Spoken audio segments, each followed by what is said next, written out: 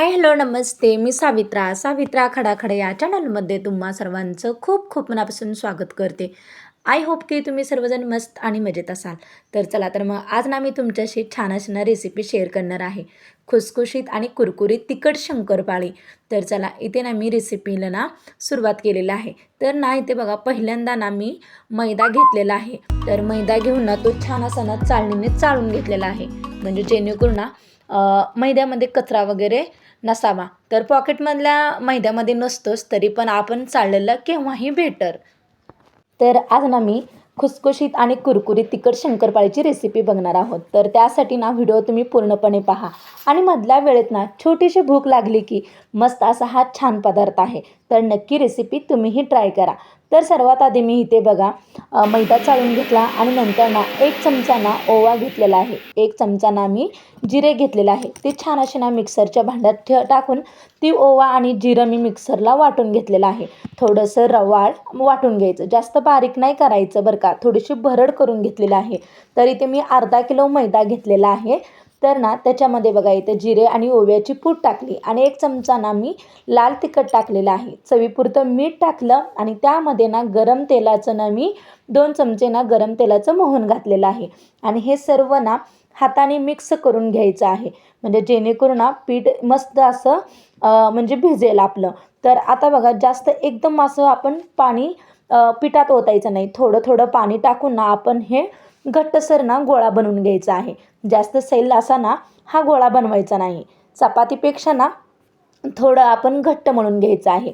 या प्रकारे बघा मी इथे ना पीठ छान असं मळून घेतलेलं आहे आणि 5 मिनिटांना मी झाकण ठेवून बाजूला ठेवलेलं आहे. तर 5 मिनिटांनी मी परत एकदा ना मळून घेऊन तर इथे बघा मी अजून पुन्हा एकदा छान मळून घेतलेलं आहे.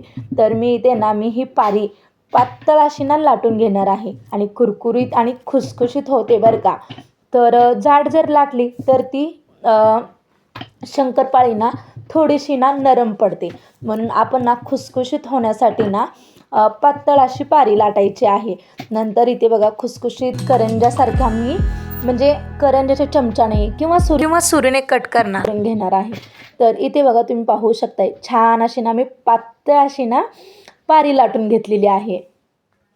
मी ना करंजाचा चमचा असतो ना सारण भरायचं, त्या चमच्याने मी इथे कट करून घेतलेला आहे. तर ना तुमच्या आवडीनिवडीनुसार तुम्ही कट करून घेऊ शकता.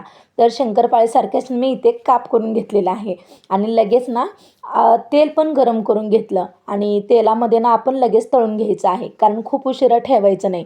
कारण एक पारी लाटून कट होईपर्यंत आपले तेलातले सर्व शंकरपाळ्या तळल्या गेल्या पाहिजे. तर छान इथे बघा मी पारी पातळ लाटल्यामुळे ना छान असे ना पातळ पातळ असे ना आपल्या तिखटाच्या शंकरपाळ्या तयार झालेल्या आहेत. तर खूप छान आणि मी पहिल्यांदाच ट्राय केलं आहे बरं का. तर मस्त इथे बघा तेल गरम झाले की मी चेक करत होते. तेल मस्त असं आपलं हे गरम झालेलं आहे. तर ना खुसखुशीत होतात बरं का अशी ही आपली तिखटाची शंकरपाळी. तर आपण थोड्या थोड्या करत ना शंकरपाळे ॲड करायचं आहे आणि नंतर इथे बघा मी म्हणजे निम्म्या ठेवल्या आणि निम्म्या इथे मी तळून घेते. म्हणजे जास्त जर तेलामध्ये आपण तळून घेतलं ना छान तळणार नाहीत. म्हणून जेवढे तेलात बसतील ना तेवढेच आपण ना तेलामध्ये छान असे तळून घ्यायचे आहे आणि जास्त असा गॅस मोठा ठेवायचा नाही आणि बारीकही ठेवायचं नाही. मीडियम गॅसवरती ना आपल्याला हे सर्व ना तळून घ्यायचे आहे आणि सारखं ना आपण झाऱ्याने तळत राहायचं आहे. म्हणजे जेणेकरून ना आपली शंकरपाळी छान अशी कुसकुशीत आणि कुरकुरीत होतात. आणि नंतर मी इथे ना एक ती चाळणीमध्ये काढली होती ना ती प्लेट तशीच ठेवायची प्लेटमध्ये झाऱ्या. म्हणजे जेणेकरून सर्व तेल निथळलं पाहिजे. म्हणजे तेल निथळलं ना आपली कुरकुरीत आणि खुसखुशीत आणि एकदम कोरडी अशी ना आपली शंकरपाळी बनते. तर इथे बघा तुम्हाला दिसत असेल मी कट करताना की याच्यावरती बघा जिरे आणि ओव्याची पूड कसली भारी दिसते. खूप म्हणजे खूप छान. तर मस्त तिथे मी सर्व आता शंकरपाळ्या ऑलमोस्ट होत आलेल्या आहेत. तर इथे बघा निम्म्या झालेल्या आहेत. आणखीन 2 गोळे छोटे आहेत. तर मी तेही पटकन लाटून ना शंकरपाळ्या बनवून घेते तिखटाच्या. आणि लहान मुलांना पण ना आपण ही देऊ शकतो. आणि हे लहानांपासून मोठ्यांपर्यंत ना हा चटपटीत आणि छान असा ना हा कुरकुरीत आणि खुसखुशीत ही तिखटाची शंकरपाळी हा पदार्थ ना खूप छान आहे बरं का. आणि भूक लागल्यानंतर ना तर खूप म्हणजे खूप बेटर आहे. तर इथे बघा मी सर्वच इथे शंकरपाळ्या तळून घेतलेल्या आहेत. आणि इथे ना तुम्हाला याचा आवाज मी दाखवते, किती छान आणि कुरकुरीत झालेले आहेत ते.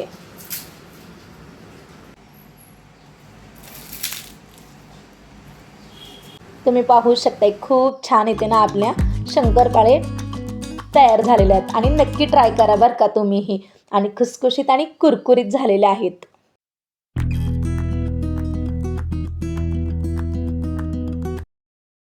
आणि खायला पण ना एकदम टेस्टी झालेले आहेत बरं का. आणि मी पहिल्यांदा ट्राय केलं आहे आणि छान असे ना आपली खुसखुशीत शंकरपाळी तयार झालेली आहे. तर मी इथे ना पटकन इथे स्वयंपाक पण बनवायला घेतला. तर ना इथे मी पटकन इथे ना स्वयंपाकाला घातलं. तर मस्त इथे बघा मी आज ना फ्लावरची भाजी बनवायला घेतलेली आहे. तर शौर्याला आणि आहोंना खूप आवडलं बरं का हे तिखटाचे शंकरपाळे. आम्ही याच्या आधी मी बनवायचे, पण गोड शंकरपाळे बनवले. पण तिखटाची कधी नाही बनवली. आज पहिल्यांदाच बनवले. ती खरंच खूप जणांना सर्वांना घरात आवडली बरं का. तर मी आज काही फ्लावरची रेसिपी वगैरे तुमच्याशी शेअर करत नाही आहे. तर याच्या आधी मी फ्लावरची रेसिपी वगैरे तुमच्याशी शेअर केलेली आहे. तरी तिनं मला पटकन स्वयंपाक वगैरे बनवून घ्यायचा होता, कारण सकाळी स्वयंपाक बनवलाच नव्हता. आधी हे तिखटाचे शंकरपाळे बनवले आणि नंतर ना मी स्वयंपाकाला घातलेला आहे. तर बघा इथे छान अशी ना आपली फ्लावरची भाजी शिजत आलेली आहे. तर चला असो, आपला हा मिक्स कंटेंट असतो बरं का. आपला हा डेली ब्लॉग आहे. तर फक्त काय रेसिपीचा ब्लॉग नाही आहे. तर डेली ब्लॉग असल्यामुळे ना आपल्याला मिक्स असे कंटेंट मला तुमच्याशी शेअर करावे लागतील. तर आता ना पावसाळा सुरू झाला, तर ह्या बॉटलची आता काही गरज नाही, कारण उन्हाळ्यात आपण हे सर्व बॉटल ना फ्रीजमध्ये भरून ठेवत होतो. पण आता आता 2 महिने झाले मी बॉटल अशी ठेवून दिली होती. त्याला स्वच्छ असं ना पाण्याने स्वच्छ धुवून घासून वगैरे मला ती कोरडी करून ना बाजूला ठेवायची आहेत. कारण आता ह्याचा वापर होणार नाही. फक्त शौर्यला आणि मला एक एक बॉटल जाताना लागतील. स्टीलच्या बॉटल घेऊन जाणार.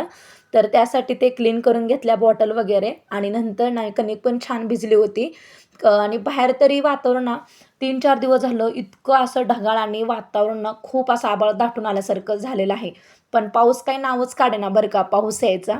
तर असं आता काय करायचं, शेवटी निसर्गाचा खेळ असतो. फक्त रिमझिम, रिमझिम पावसाच्या सऱ्या चालू आहेत. आणि आभाळ तर गच्च भरतं, पाऊस नाही. तर पावसाची खूप असं शेतकरी वाट पाहत आहेत. तरी पण आपल्या सोलापूरला अजिबात पाऊस नाही आहे. खरं तर शक्यतो ना पाऊस झाला पाहिजे. पाऊस झाला तरच ना पीक वगैरे आपल्या मळ्यामध्ये छान येतील आणि शेतकरीही सुखी राहील आणि आनंदी असेल. तर आय होप येऊ द्या आता एक 2-3 महिन्यामध्ये पाऊस. तर इथे मी बघा अ, चपात्या वगैरे सर्व लाटून घेतल्या आणि तेवढ्यात ना बघा की देवाने आपली अ, ऐकली म्हणायची हाक. तर थोडासा पाऊस चालू झाला. म्हणजे एवढा तरी झाला, म्हणजे एवढा काही मोठा पाऊस झाला नाही आहे. 1 पाऊण तास असा ना हा पाऊस चालू झाला. म्हटलं आता चला तुमच्याशी थोडंसं शेअर करावं. मस्त एवढाच पाऊस आला तरी खूप छान असं वातावरण थंड झालेलं आहे. तर तुम्हाला आजचा माझा ना तिखटाची शंकरपाळीची रेसिपी आणि आजचा ब्लॉग माझा कसा वाटला नक्कीच कमेंट बॉक्समध्ये सांगा. आणि तुम्हाला जर माझा थोडा जरी व्हिडिओ आवडला तर एक लाईक करा आणि जास्तीत जास्त लोकांपर्यंत शेअर करा आणि सबस्क्राईब करायला अजिबात विसरू नका. बाय.